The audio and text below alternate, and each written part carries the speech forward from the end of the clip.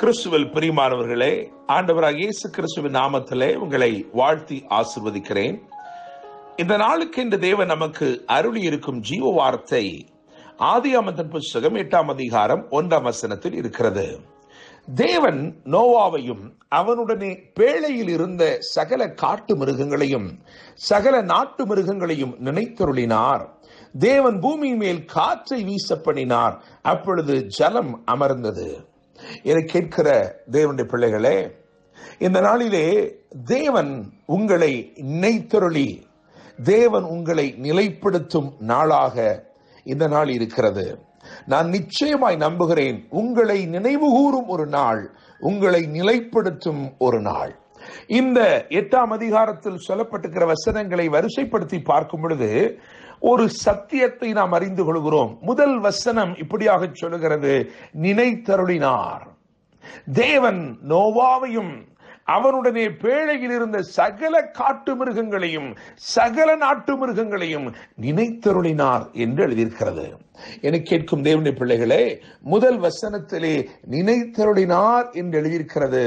2ஆம் வசனத்தை கவனிக்கும் பொழுது நின்று போயிற்று என்று முடிகிறது.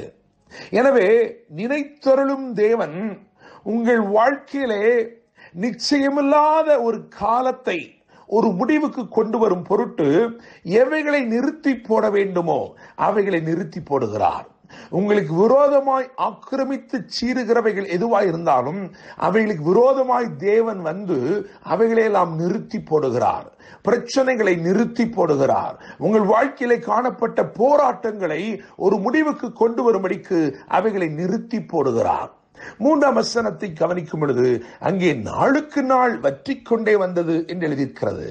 நாளுக்கு நாள் வற்றிக்கொண்டே வருகிறது என்ற காரியம் நோவாவை பொறுத்த வரையிலும் பெருத்த நன்மையாயிருக்கிறது. எனவே நினைத்தருளினார் என்று சொல்ல விரும்புகிறேன். நிறுத்தி போட வேண்டியவைகளை நிறுத்தி போட்டார். 3ஆவதாக நாளுக்கு நாள் நன்மை செய்தார்.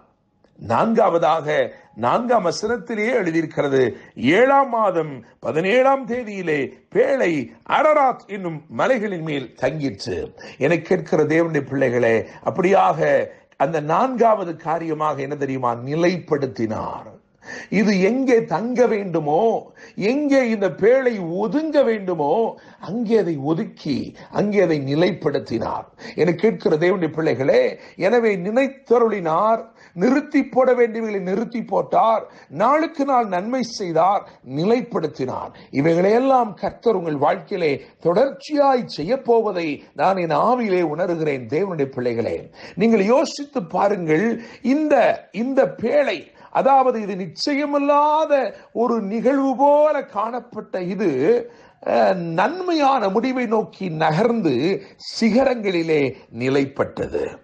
என கேட்கும் தேவனுடைய பிள்ளைகளே, சமபூமியில் இருந்து புறப்பட்ட ஒன்று இப்பொழுது சிகரங்களில் வந்து நிலைத்திருக்கிறது.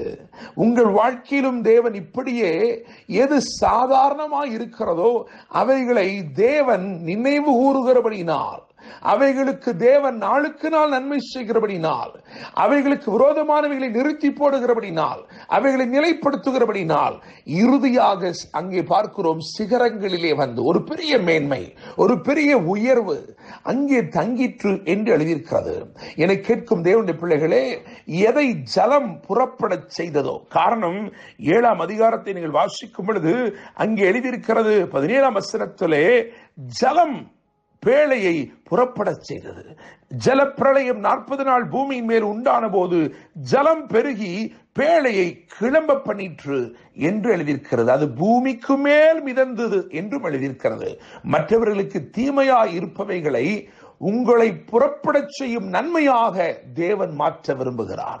மற்றவர்களுக்கெல்லாம் அந்த ஜலப்பிரளயம் தீமையாயிருந்தது, ஆனால் பேழையை புறப்பட செய்கிற, பூமிக்கெல்லாம் மேலே மிதக்க செய்கிற நன்மையாயிருந்தது.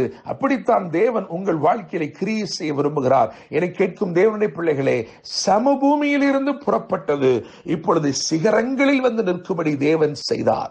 தேவன் இந்த நாளிலே உங்களை நினைத்தருளுகிறார். தேவன் உங்களுக்கு விரோதமான தீமைகளை நிறுத்தி போடுகிறார். உங்களுக்கு நாளுக்கு நாள் நன்மை செய்யும்படிக்கு உங்கள் மேல் கரிசனை உள்ளவராயிருக்கிறார். சாதாரண நிலையில் இருந்த உங்களை சிகரங்களிலே நிலைப்படுத்தும்படிக்கு உங்கள் மேல் கிருபையாய் அவர் இருக்கிறார். நிச்சயமாய் இந்த வார்த்தைகளின்படி உங்கள் வாழ்க்கையில் அவர் நன்மை செய்வார். என்றும் அன்புடன் pastor Daniel Moses. God bless you.